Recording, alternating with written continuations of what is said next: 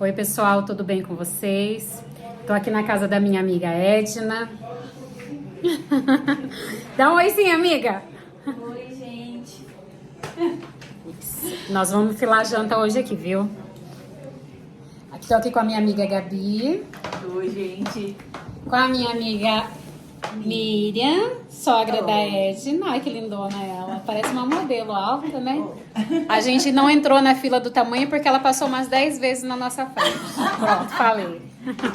Então, agora eu vou fazer uma entrevista rapidinha aqui com a minha amiga, que ela começou a contar e eu lembrei que eu tinha que gravar um vídeo com ela. Tá? Então, ela vai contar um pouquinho da vida dela aqui em Portugal e depois, no final, a gente fala o porquê dessa história. Até já. Bom, agora a minha amiga vai se apresentar para vocês e vai falar quanto tempo que ela já tá aqui em Portugal. Oi, pessoal, tudo bem? Meu nome é Gabi. Eu tô aqui em Portugal vai fazer 1 ano e 5 meses. Eu cheguei aqui no dia 23 de março de 2024. Viemos eu, meu esposo e minha filhinha de 5 anos, né? E é isso, né? A gente veio pra cá pra tentar buscar, né, uma oportunidade melhor, principalmente assim, de qualidade de vida, né? É o que nós brasileiros, quando saímos do Brasil, a gente procura, né?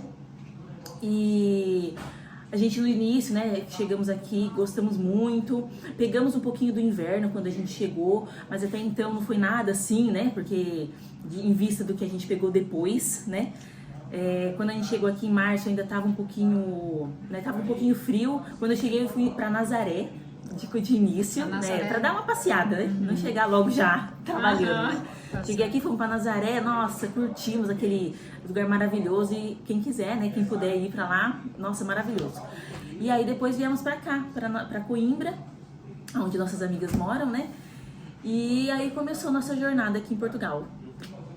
Isso, atualmente a Gabi mora aqui em Lausanne também, próximo da gente. E daqui a pouco eu vou falar o que se passa. Gabi, e o que você achou desse 1 ano e meio que você estava aqui? Com o que você trabalhou aqui em Portugal? Durante esse 1 ano e meio, teve os prós e os contras. Portugal é um lugar maravilhoso, tranquilo.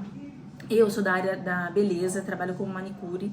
No Brasil a gente tem uma visão totalmente diferente, né, dessa área. Eu acho que as mulheres são mais, têm mais vaidade. Aqui quando a gente chega, a gente acha que vai ser assim, nossa, vou arrasar porque eu sou manicure brasileira.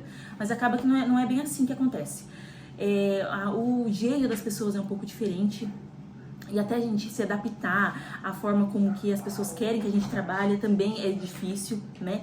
Para nossa área, que trabalha no Brasil como manicure, acaba sendo um pouco diferente porque aqui as mulheres gostam só de fazer unhas em gel e no Brasil não é assim. Normalmente as mulheres gostam de fazer unha normal, né? Tradicional brasileira, que todo mundo gosta, né? E aí chegou aqui, eu fui me especializar. Na verdade, eu comecei a trabalhar num restaurante de início, porque você não conhece ninguém, né? E aí comecei a trabalhar num restaurante de indianos, aceitei, né? Fui trabalhar de limpeza na casa dos donos do restaurante e no restaurante. Foi assim, achei que tava bom, até no começo tava bom.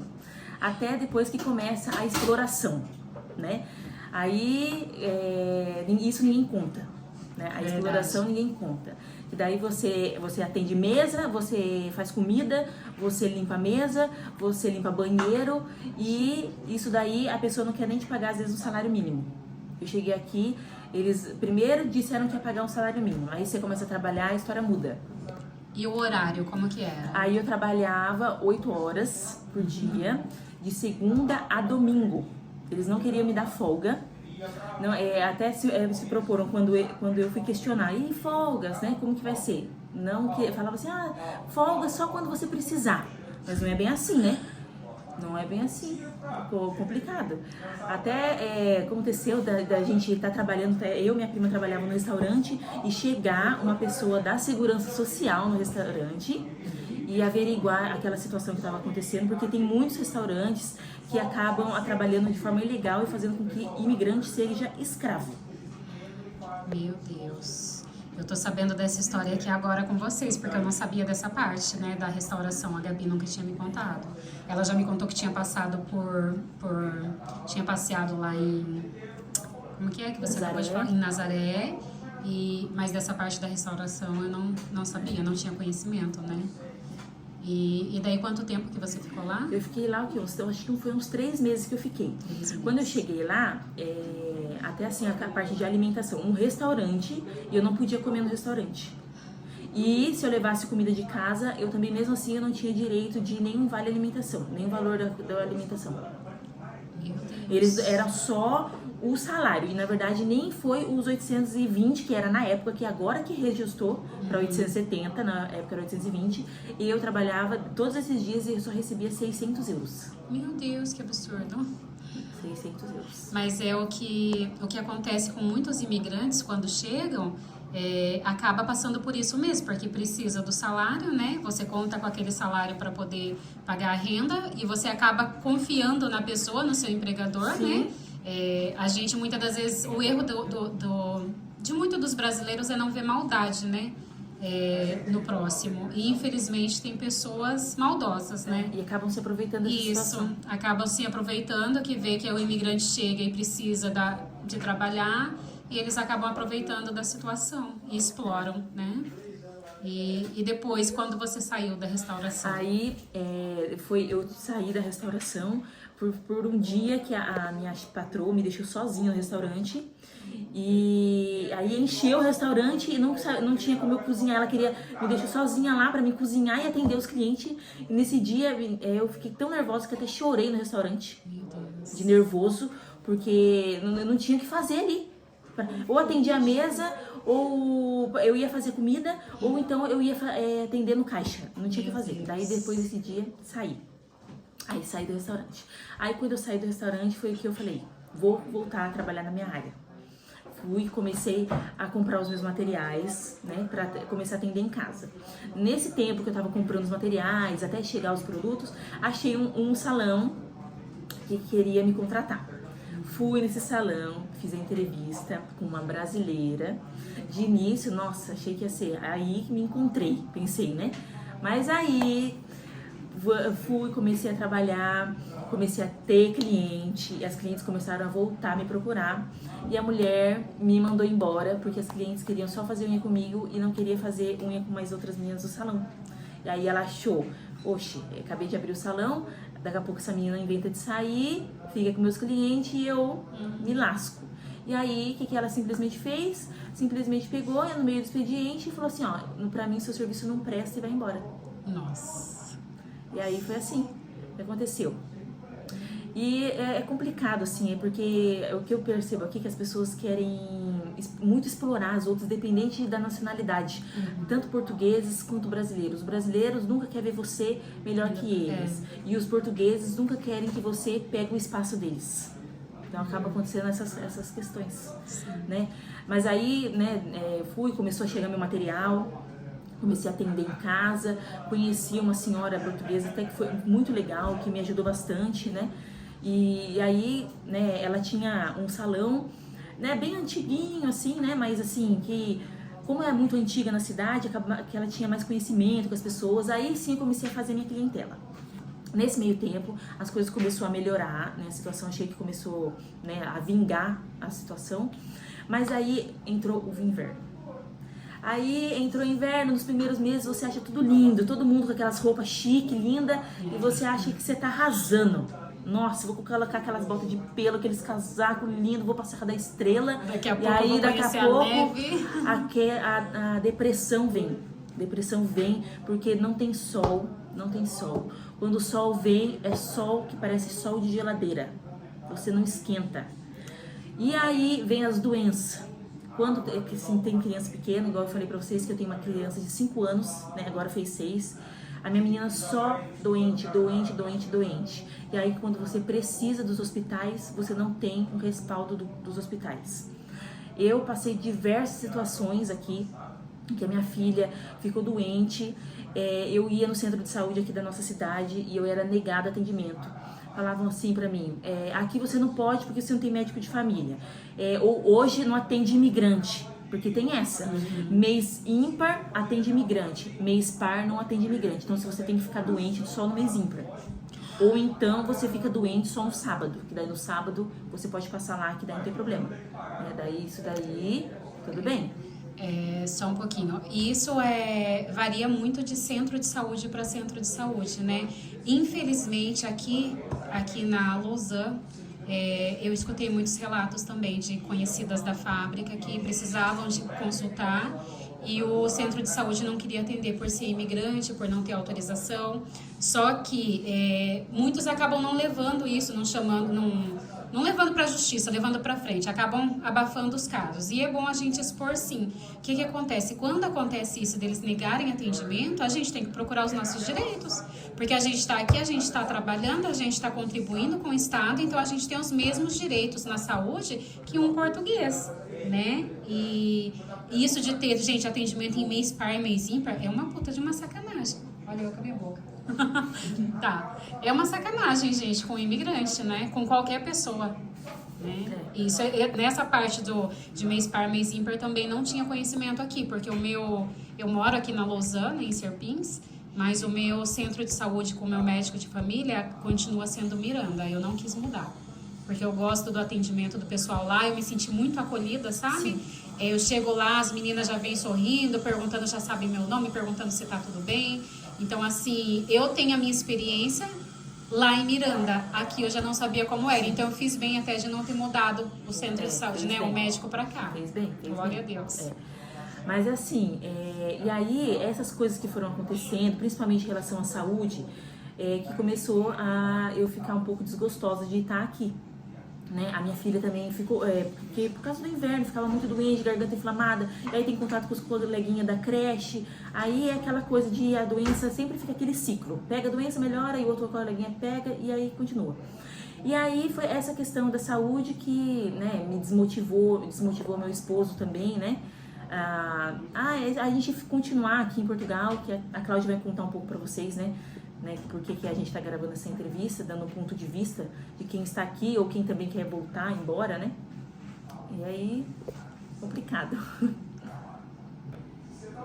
Então, pessoal, como eu falei que ia falar já no início do vídeo, esse vídeo é com o intuito de alertar vocês que pensam em vir para Portugal. A gente acha assim que é preciso analisar bem, né, as condições que você tem no Brasil, o que você espera de Portugal. Porque assim, é um relato que todo mundo que me pergunta eu respondo. Se você está pensando em vir para Portugal para poder ganhar dinheiro, não venha, né? Porque aqui é um dos lugares que tem menor salário mínimo, né? Qualidade de vida temos, depende do que você procura. Para mim, eu quero segurança, então para mim aqui tá ótimo. Se a gente fosse levar em consideração o salário, eu estava no Brasil ainda, né? Ou profissão, né? Estaria no Brasil. Então a minha amiga Gabi, ela tá, infelizmente, né, porque a gente gosta muito dela, né, já tá 1 ano e meio aqui. A Edna conheceu ela primeiro, eu conheci ela através da Edna, né, e é uma pessoa assim que a gente vai levar no coração, né. Espero continuar tendo contato com ela, mesmo estando lá no Brasil. Mas ela tá voltando embora, gente, é isso. Ela tá voltando embora, é um ciclo que se fecha aqui em Portugal, mas lá no Brasil a gente sabe que Deus vai continuar abençoando ela. Ela trabalha muito bem, então eu sei que as portas para elas vão se abrir lá, né? Vai ser muito abençoada em nome de Jesus, né? A gente tem fé também. E um dia, quem sabe, ela volta para cá visitar a gente, certeza, né, amiga? Volta sim. E é isso. Eu acho assim que tem que levar em consideração isso também, né? O quanto você ganha no Brasil, o que você espera de morar em outro país, para você estudar bem para onde você vai, né? Muitos pensam em Portugal pela facilidade da documentação, mas eu creio que hoje em dia não deve se levar em conta só isso, né? Tem esse relato da Gabi, também tem relatos de amigas assim que precisa de apoio para o filho quando o filho tem alguma dificuldade nas escolas e é difícil, dependendo do problema que a criança tem, né? Da dificuldade intelectual da criança. É complicado, né? Nesse caso, acho que a sua filha estava tudo bem na escola, né, Gabi? Minha filha estava tudo tranquilo. Conseguiu acompanhar bem? Conseguiu. Da escola não tenho o que reclamar. Nossa, as professoras maravilhosas, né? O cuidado que elas têm, a alimentação também. Nossa, é uma coisa assim de fora de série. Eu não tive essa experiência assim no Brasil, porque como a minha menina ainda está no pré-escolar, né? Então lá ela ficou um tempinho só na creche, né? Mas não era o período integral, como precisei deixar aqui, né? Mas assim, a criança entra na parte da manhã, aí logo de manhã já tem um leitinho, que eles já dão 10 horas, começa o leite. Aí depois, no horário do almoço, primeiro vem uma sopinha, depois o prato principal, uma frutinha e água. À tarde tem o lanchinho da tarde, com mais um leite, um pãozinho com fiambre e queijo. Isso daí, gente, não tem o que falar. O espaço da escola, o ambiente agradável, tudo ótimo. Isso daí não tem que reclamar. Mas assim, assim, a gente tem que colocar as coisas sempre na balança, né? Tanto para vir quanto para voltar, né? Pesar as coisas, o que tá fazendo sentido, o que não faz mais, e também entrar em conjunto com a família, né? Porque assim, sentamos eu, meu esposo, conversamos para ver o que era melhor para nossa família, e o melhor para nossa família foi isso. Então, cada família tem uma experiência diferente. É verdade.